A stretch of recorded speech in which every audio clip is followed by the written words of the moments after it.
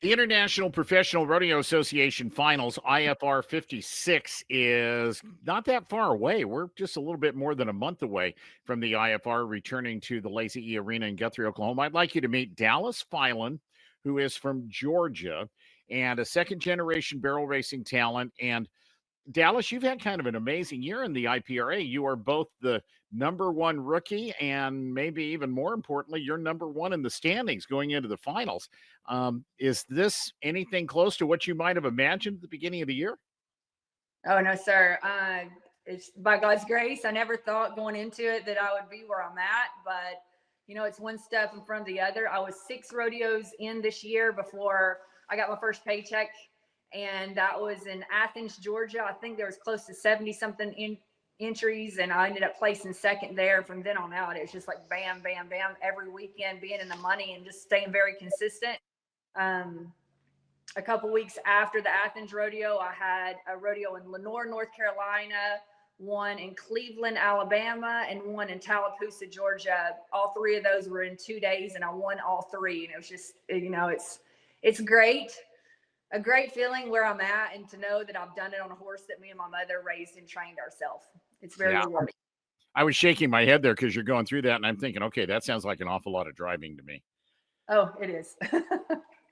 Okay, so I want to talk about your horse, but I want to talk about your mom first. Okay. That saddle behind you over your right shoulder is one that your mom won qualifying for the National Finals Rodeo. She is Gloria Freeman, right? Yes, sir. Tell me about that relationship and what you've learned from and what she's meant to you. My mom's everything to me. She's made it where I've dreamed of making it my entire life. The NFR, she was NFR or WPRA Rookie of the Year in 2000 and NFR qualifier in 2000 and 2001. She won Cheyenne Frontier Days. She won Pendleton the first year they had barrel racing at Pendleton. And she did on a horse that was my high school rodeo horse. Mr. Truemeyer's bull was his barn name. Big black Gildan. He was so incredible. It was great rodeoing on him. And then my mother entered a few rodeos on him and was like, okay, he's a little better than we were expecting. And then she's like, I'm going out west where the big money is. And, I ended up getting my scholarship to college on him. So we were both running him at the same time. I at my college rodeos and my mother at her WPRA rodeos.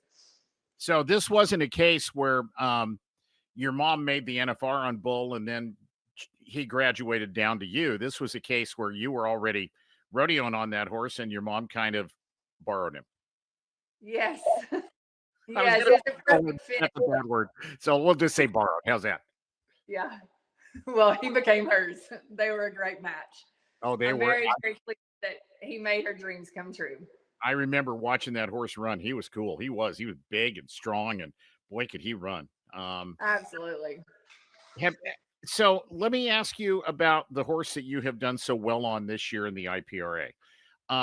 There is a lot to the story of this horse, and rather than me getting into a bunch of it, I'm just going to let you tell whatever you've had to deal with veterinarians a lot, but you've still managed to take this horse and make him into a winner. Absolutely. So my horse's name's Lane Frost. Very coincidental that he turned into a rodeo horse. But did you name him, or did he have that name did you buy him or raise him? Me and my mother raised and trained him. My mom named him, and he's out of an own daughter of Lane's Linkster. That's where the Lane comes from. He's out of Short Lane's Wink. She's a proven brood mare my mother had, and he is by Tailor Made for Me, which goes back to Sunfrost. So the Lane Frost, it fit perfect. So he was a horse we raised and trained, and we had him sold. And the people brought him back because he was diagnosed with head shaking syndrome, and they didn't want to have to deal with that. And so he came back, and then my mom pretty much gave him to me, and then found out, he had kissing spine and head shaking syndrome. He is a silent bleeder. I've been dealing with that quite a bit. The end of this rodeo season, and it's a little bit of a setback.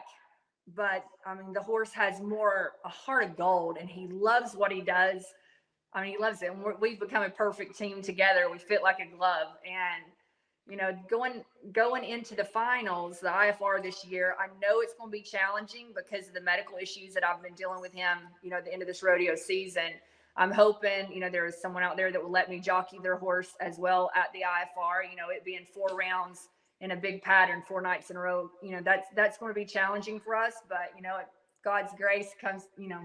Another horse will come through. Yeah, what's interesting is that you think about that and you hope you make it happen, and you make a couple of phone calls and you kind of put the word out, and all of a sudden it happens. Yes, sir. It happens time after time after time in this industry. I'll bet your mom had the same experiences when she was going full time. Oh, without a doubt, without a doubt. The thing that's interesting to me about that, and my family's in the barrel racing horse business too, and folks do not understand the commitment, the time, the energy, the money that goes into maintaining the issues that you just talked about, and keeping a horse feeling good and feeling healthy and running, and in your case, winning. Absolutely. I mean, athletes, they are our life, our heart, our passion, and they make our dreams come true. And they don't have to do anything for us. They owe us nothing, but yet it's just amazing, what they do for us. And it's our responsibility to make sure they are feeling their best. With what's going on with the EHV. I mean, I'm grounded. I'm quarantining my horses. I'm not going anywhere until the IFR. I have the NCPRA finals, I think a couple weeks before the IFR. I may end up running there, but I'm not positive. If I have another horse to run, that's the route that I will go. But yeah, I mean, my horse, he gets his chiropractic work, his vet work, his acupuncture. I mean, so yeah, we were talking about just, keeping these horses going. Tell me about your decision this year to get involved in the IPRA. I'm guessing, Dallas, with a mom who's a national finalist, you've been barrel racing your whole life. So tell me about this year being your rookie year in the International Professional Rodeo Association. Well, last year I entered a few local rodeos, amateur rodeos, and a lot of them were co-sanctioned IPRA, and I was winning. And I was like, what the heck? You live life once. That's one thing that, that I hope others get from, my story and accomplishments from this year is don't doubt yourself and don't doubt your horse. Go for it. If you have a dream, you can live it. Your dreams can come true. You just have to go for it. Don't doubt yourself. Don't doubt your horse. There is struggles. There'll be good days and bad days, but you got to keep facing, climbing, keep that climb and succeeding. I went back and I watched an interview you did, I think with Miss Rodeo USA, I think, and Yes. you talked about traveling with your daughter. You're a mom. You have a 9-year-old who's sounds like is your travel buddy. She's 10 years old now, but yeah, Lyric is my travel buddy. She is homeschooled. She's such a great child and very respectful, very well behaved, and she's very smart. It's amazing what we get to do and travel together. And it's a history lesson. When we cross state lines, we do lessons on what that state is. And it's great. All right. So is she horseback a lot? Is she a barrel racer too? No, she actually does taekwondo and karate. She doesn't have the horse bug. Wow, that's interesting. Yes. She loves them, but she has a natural seat. I'm hoping to find a horse that can help build her confidence, and maybe that, that passion for horses will grow in her. Dallas, you strike me as somebody who I think is and this is the first time you and I've ever talked, but I feel like I really like the fact that you are one of the spokespeople for our industry, that you have a passion for it, you enjoy it, and you're not afraid to get out there and tell the story of your life and your involvement in professional rodeo. Am I right in saying that? Absolutely. Absolutely. I mean, don't doubt yourself. I am a single mother with a single income, and I have one horse, and I went for it. So by God's grace, we're where we are, and God's blessed us multiple times this year, when we needed it. So don't doubt yourself and reach for the stars. So tell me what you've taken away from this year, aside from just the almost $42,000 you've won and the fact that you have a chance to be the IPRA's champion this year. I'm curious, Oceane Valou is right behind. She was the WPRA's Rookie of the Year last year. She's from Canada. You're from Georgia. So there must be some things outside of the rodeo arena that you've been able to take away from all of this, relationships, knowledge that you didn't have before. What do you think of when I ask you about that? It's you have your rodeo family. We're all reaching for the same goals and dreams and having each other's back. And it's just amazing the kindness from people that we get. And I mean, it's not easy. It is not easy at all. It is hard work, and we all put in so much hard work and dedication to do this, but it's so rewarding. It's such an accomplishment. Yeah.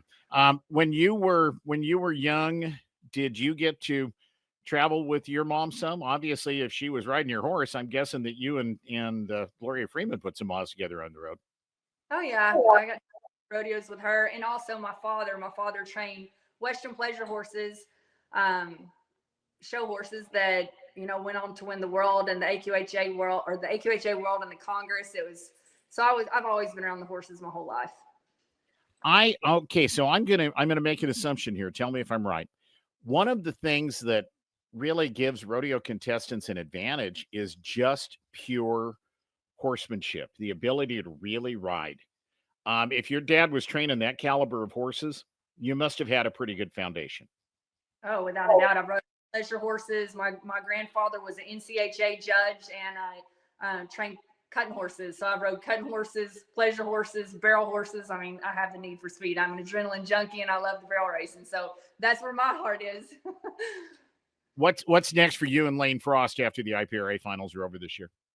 Well, I started to feel my WPRA or the WPRA permit this year, and I won second at a couple rodeos, but I just stayed focused with IPRA rodeos. I hope, after the IFR, I can get a WPRA permit field, and hopefully someone else. Yeah, good luck. I hope it all works out for you. Dallas, I appreciate your time. I hope you get all of the horse situation worked out, and hopefully we'll all be beyond EHV1 by January the 15th when the IFR kicks off. But I've really enjoyed this. Thank you for your time. Thank you for the visit. And I look forward to visiting again soon. Absolutely. Thank you so much, and God bless you. God bless you, Dallas. Thank you. Happy Thanksgiving. Happy Thanksgiving.